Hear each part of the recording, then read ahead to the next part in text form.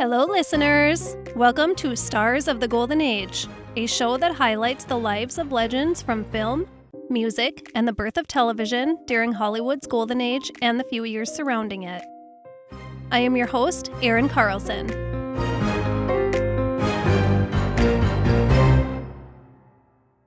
Today, we will be discussing the one and only Tallulah Bankhead.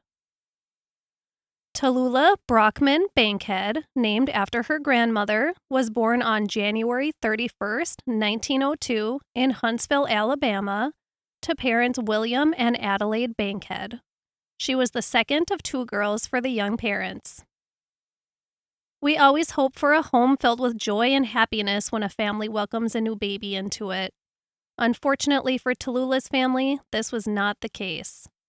Tragically, Tallulah's mother Adelaide died from blood poisoning, a result of birth complications, just 3 weeks after Tallulah was born, barely having been able to be an adult at the young age of 21.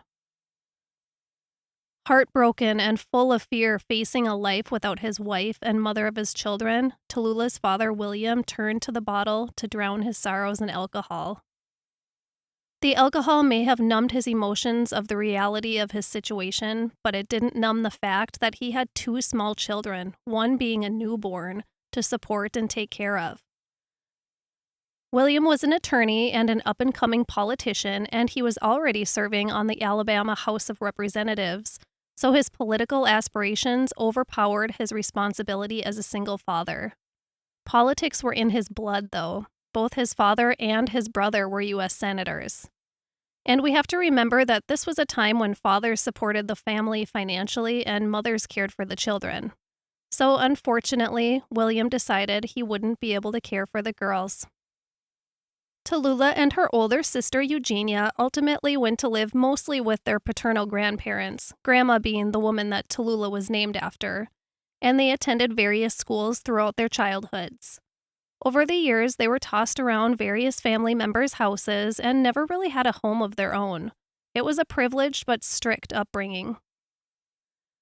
Grandma Tallulah was stern and had her hands quite full with Tallulah, who was always seeking attention, even the bad kind, which, from the sounds of it, is the kind she typically received. I read in more than one place that it was commonplace for her grandmother to throw cold water on her face to stop her tantrums. I don't know about Tallulah, but I think that would make me even more angry. Tallulah's dad wasn't completely out of the picture in the girls' lives, and they did occasionally stay with him and his new wife Florence, whom he married in 1914 when Tallulah was 12 years old. She recounts good times with him, especially when he brought her to a vaudeville show when she was 5. She was mesmerized by it, and from that point on, she was constantly entertaining anyone who would pay attention to her, even if no one was paying attention. When Tallulah was 15 years old, she won a photo competition sponsored by a magazine, winning the chance to be an extra in a movie. This was so exciting for her. Remember, silent films were quite new, and it was a real time of thrill for entertainment consumers and show business hopefuls. It was 1918, and she traveled to New York City for the opportunity, with her aunt as her travel companion since she was so young. This would be a pivotal point in young Tallulah's life. She made many important connections in New York that would fuel her career in show business. Tallulah never made it home after that trip to New York. After that first small role in that first silent film that brought her to town, she ended up residing at the famous Algonquin Hotel, an establishment known for its history of housing rising artists in the literary and acting world. She quickly became close with actresses Estelle Winwood, Blythe Daly, and Eva Le Gallienne, and the quartet was known as the Four Writers of the Algonquin. She goes into some entertaining details of her partying life in her autobiography, if it's something that you're interested in reading. I will say that Tallulah loved who she loved and was attracted to who she was attracted to, whether it be a man or woman. She wasn't afraid to step out of the expected social and romantic norms of the day. It is said that actress Eva Le Gallienne was who she shared her first sexual experience with. It sounds like this was a real coming-of-age time for her, and an exciting welcome into adulthood and life in the spotlight. She was making some money, but I assume Dad was footing some of the bill, so she was much more fortunate than most small-town girls who dreamed of stardom. Tallulah stayed in New York for about 5 years, making tons of important connections any chance she could. She said of this time, quote, "I was consumed by a fever to be famous, even infamous," end quote. She appeared in some silent films in small parts, but when she stepped onto the stages of Broadway, that's where she felt most alive. She immediately loved performing on stage to a live audience. This experience gave her such a thrill, it energized her, getting instant attention and recognition from a live audience. Kind of like when she was a child in Alabama performing for family and friends. She loved seeing the reaction on the audience's faces and knowing all eyes were on her and nowhere else. She had several highly acclaimed stage roles in New York, but no real breakthrough roles that would shoot her into stardom. Not yet. Extremely efficient at networking and making powerful connections in the industry, Tallulah had caught the attention of a prominent British theater producer, Charles Cochrane. Without a role waiting for her, in late 1922, she packed her bags with nothing but sheer determination to become successful on the English stage. Well, nothing but that and the $1,000 that one of her late grandfather's wealthy friends gave her for the trip, which in today's money would be about $18,000. Again, Tallulah definitely had a lot of luck and privilege on her side. Tallulah wasted no time reconnecting with Charles Cochrane when she got to England. Together, they met with director and actor Gerald du Maurier, so he could see firsthand what an asset Tallulah could be on the stage. Now, at the time, she had this long, thick golden hair, the kind of feature that everyone stops and notices when it enters a room. She also had this deep, husky voice that was very unique. Aside from her standout looks and sound, she had a strength and determination that spilled over onto the stage with her. This meeting made her an officially signed British actress. Tallulah quickly made her mark not only on the British stage but in the British social scene. She found love with a British socialite named Napier Allington, later saying he was one of only 2 men she'd ever loved. But she wasn't tied down to him. She was known to be quite the party girl and had numerous flings during her time in London. Even so, her work was her #1 priority. Her first play, The Dancers, left her audience enraptured and hungry for more. Her hair, her voice, her wild moves, and cartwheels. Tallulah loved to do cartwheels on stage. I think if I did a cartwheel at this point in my life, I would snap in half. Now, this kind of instant success is not always a good thing. She had several months of roaring audiences, super fans, complete chaos when she left the stage. And then she went on to have dismal success in her next performance, followed by a rejection from her audition for the production of Rain. She was so devastated by this rejection that, still in her costume from the audition, she downed a bottle of aspirin, wrote a note that said, quote, "It ain't gonna rain no mo'," end quote, laid down, and awaited death. Well, much to her surprise, she woke up feeling perfectly fine the next day. Life on Earth was not done with Tallulah Bankhead. All in all, Tallulah made quite a splash on the London stage scene and had been very successful. This was a very fortunate circumstance since the country was circling into a depression when she arrived and greatly impacted by the Great Depression a few years after her arrival. By 1931, word of her distinctive and eccentric presence in London made its way all the way back to Hollywood.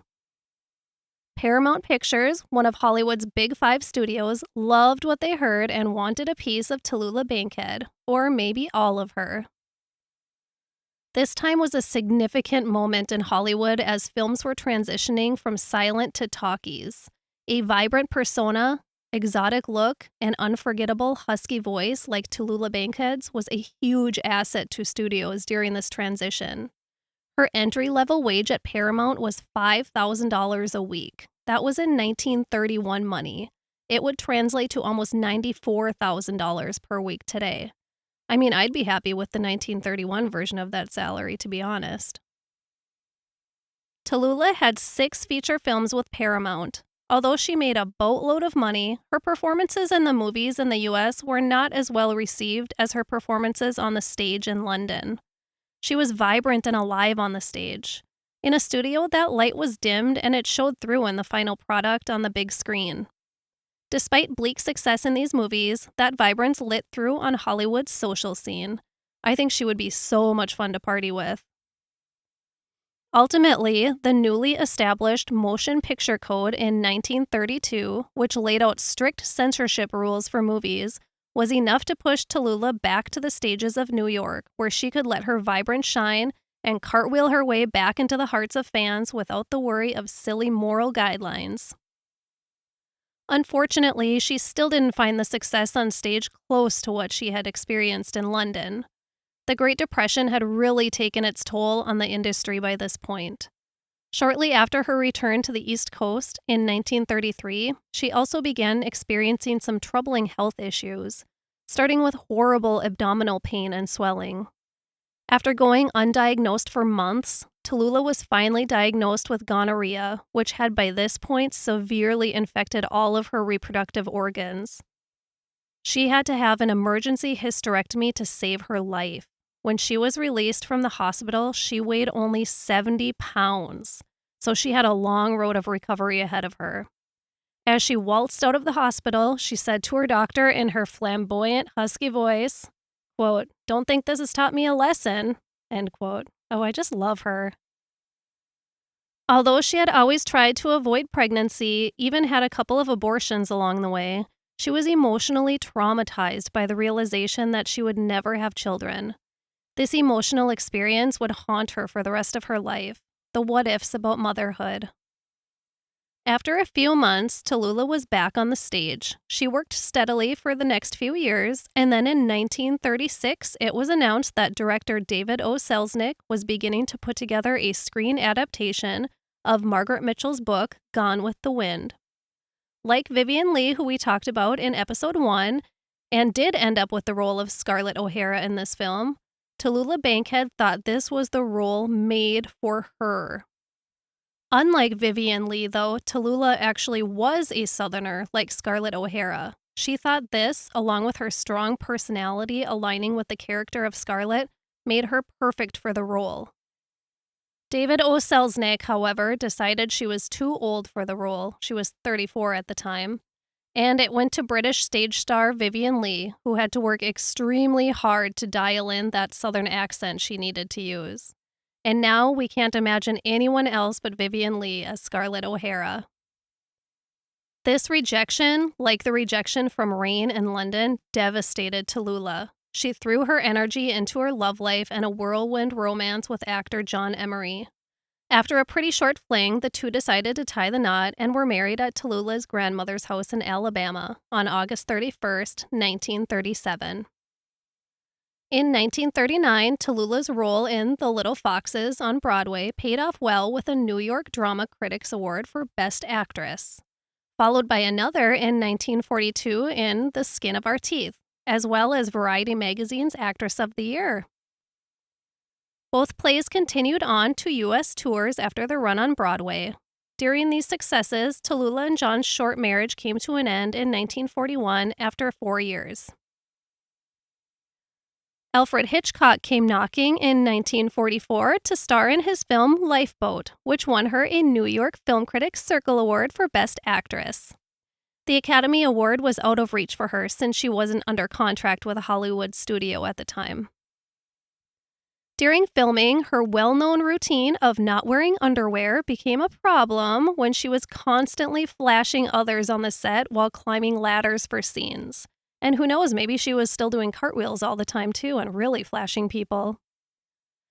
Some of the cast and crew complained to Alfred Hitchcock about it, and his reply was that he didn't know if it was a matter for wardrobe or hairdressing. Oh, Al. Anyways, even with her success in Lifeboat, her heart still really belonged on the stage, so there she returned to. In the late 1940s and early 1950s, Tallulah began performing in both radio and television to great success and audience delight. I remember seeing her in one of Lucy and Desi's shows, and the dynamic interactions between her and Lucy is hilarious. She also wrote a successful autobiography in 1952, which I am currently reading and loving. I highly recommend it. It's full of wild stories. Some of the stuff about loving acting is contradicted in it, but I think that maybe she was just getting tired of it at the time that she was writing this, because all accounts I read from her early life was that she just loved all the attention of performing on stage. Anyways, it's a great read. The mid-1960s would bring her last stage and screen appearances. I'm going to leave off there and jump back in time a bit because although Tallulah was a successful and unforgettable actress, I believe her mark made in a different area is much more important, and I want to discuss that. She became a strong advocate for civil rights and racial justice, especially in sports and the arts. In a time when whites and blacks lived much different lives, Tallulah Bankhead was great friends with many black people and did everything she could to support them during a time of great racial injustice. She showed the world that they should be cheering on the amazing talents of all, regardless of the color of their skin. She was in the corner of Louis Armstrong, Ella Fitzgerald, Willie Mays, Josephine Baker, Billie Holiday. It wasn't easy to stand up to racial inequality in those days, sometimes downright dangerous, but Tallulah marched to her own beat and she did not care what people thought about it. Aside from her civil rights activism, Tallulah, coming from a prominent political family, became highly involved in politics. In 1948, she joined the campaign for Democratic presidential nominee Harry S. Truman, who would go on to win the election. In her final years, the decades of drugs, alcohol, and heavy smoking really took their toll on Tallulah. A body can only thrive through that kind of lifestyle for so long. When she met people on the street in those final years who asked her, "Aren't you Tallulah Bankhead?" she would respond, quote, "I'm what's left of her, darling." Sadly, I read several accounts of people's opinions of her deteriorating physical appearance during that time, but I'm going to stop the cycle of shaming her looks and instead focus on the good she did in her life to help overcome racism. Whatever hard partying she did in her life, in my opinion, was well-deserved. Aging is meant to be most beautiful on the inside, after all, right? She essentially endured a long, slow death. In December of 1968, she developed pneumonia on top of her already suffering emphysema. It was too much for her weakened body to endure. Tallulah Bankhead, stage icon and civil rights trailblazer, died on December 12, 1968, at the age of only 66 years old, leaving behind an extraordinary legacy. Now it's time to share some interesting facts I learned about the great Tallulah Bankhead during my research. Bullet point number 1. When Tallulah was rising to fame in London and making the money that came along with it, she wasn't reporting her income and paying taxes on it. Since she began working as an actress at such a young age, nobody had ever taught her the important financial lessons a working adult needs to know, like paying taxes. Bullet point number 2. The actress who played Tallulah's daughter in 1939's Little Foxes, Eugenia Rawls, became like a real daughter to her. They formed a close, lifelong relationship, and Tallulah became the godmother to Eugenia and her husband's children. She also left them a quarter of her huge estate after her death. Bullet point number 3. Like I mentioned earlier, Tallulah was named after her grandmother. Her grandmother was named Tallulah after the town Tallulah Falls, Georgia, where her parents honeymooned and allegedly had conceived her in. Bullet point number 4. It is rumored that she was the inspiration of Cruella de Vil in 101 Dalmatians. Bullet point number 5. President Harry S. Truman loved her autobiography. I bet he was jealous of some of her wild stories in it, too. Bullet point number 6. Tallulah's father's political career led him to become Speaker of the House of Representatives. Bullet point number 7. She said she addresses everyone as darling because she's terrible at remembering names. Oh, I think I should start doing that. Bullet point number 8. Tallulah's last words were codeine, bourbon. I hope she was greeted with both at the pearly gates. I could go on to include 100 more bullet points, but I'm going to stop there. Do yourself a favor and pick up her autobiography. Very entertaining. In conclusion, Tallulah Bankhead came into this world as a fierce spirit and lived that way until she took her last breath. She was a determined actress, always said what was on her mind, and fought the fights that everyone else was too scared to fight. Thank you, Tallulah Bankhead, for showing us it's cool to be different, and for stepping up to the civil rights movement when everyone else was hiding from it. My personality is quite opposite from Tallulah Bankhead, but some days I really wish I could be just like her. Thank you for being the role model we didn't know we needed. And thank you all for listening. Please subscribe, rate, and review where you listen to your podcasts, and follow the show on Facebook and Instagram. Until next time, Goldies. For this episode, I used Tallulah's own words from her autobiography titled Tallulah, My Autobiography by Tallulah Bankhead. And also the book Tallulah Bankhead, A Life from Beginning to End, part of the Hourly History series. I also used a May 8, 2005 article from The New Yorker by Robert Gottlieb titled The Strange Case of Tallulah Bankhead, and her biography page in the Encyclopedia of Alabama.